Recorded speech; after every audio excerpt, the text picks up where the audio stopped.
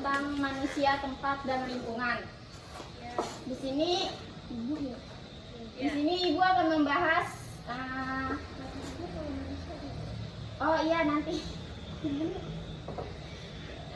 saya akan membacakan latar belakangnya terlebih dahulu, yaitu manusia.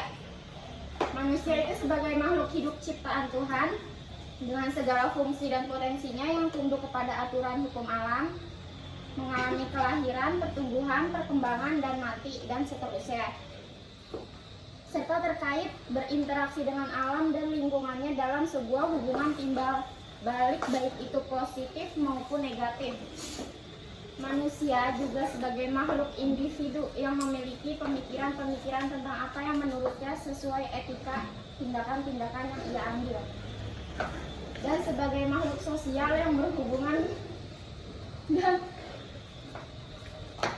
berkaitan dengan lingkungan dan tempat tinggalnya. Di sini membahas tentang manusia berarti membahas tentang kehidupan sosial dan budayanya, tentang tantangan nilai-nilai, peradaban, kebudayaan, lingkungan, sumber alam, dan segala aspek yang menyangkut manusia dan lingkungannya secara menyeluruh. Di sini dalam kaitannya dengan konsep manusia, maka seorang guru adalah manusia ciptaan Tuhan yang memiliki talenta, tugas dan tanggung jawab serta kompetensi yang sesuai dengan bidang ilmu yang digelutinya. Guru memiliki tugas yang beragam dan diimplementasikan dalam bentuk pengabdian. Tugas tersebut memiliki bidang profesi, bidang kemanusiaan, dan bidang kemasyarakatan. Mengajari berarti meneruskan dan mengembangkan ilmu pengetahuan dan teknologi, sedangkan melatih berarti mengembangkan keterampilan-keterampilan pada siswa. Di sini itu tugas guru dalam bidang kemanusiaannya itu memposisikan dirinya sebagai orang tua kedua, di mana ia harus menarik simpati dan menjadi idola para siswanya. Guru adalah posisi yang strategis bagi pemberdayaan dan pembelajaran suatu bangsa yang tidak mungkin digantikan oleh unsur maupun dalam kehidupan sebuah bangsa sejak dulu. Selanjutnya, pengertian manusia dan lingkungan.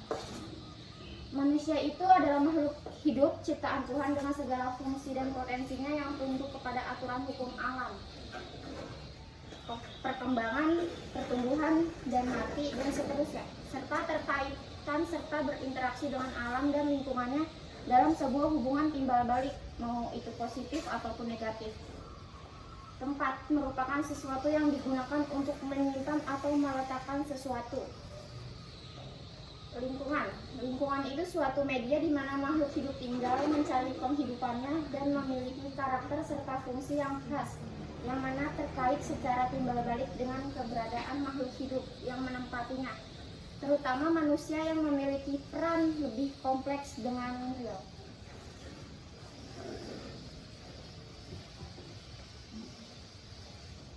Jadi manusia bertindak sosial dengan cara memanfaatkan tempat dan lingkungan untuk menyempurnakan serta meningkatkan kesejahteraan hidupnya demi kelangsungan hidup sejenisnya.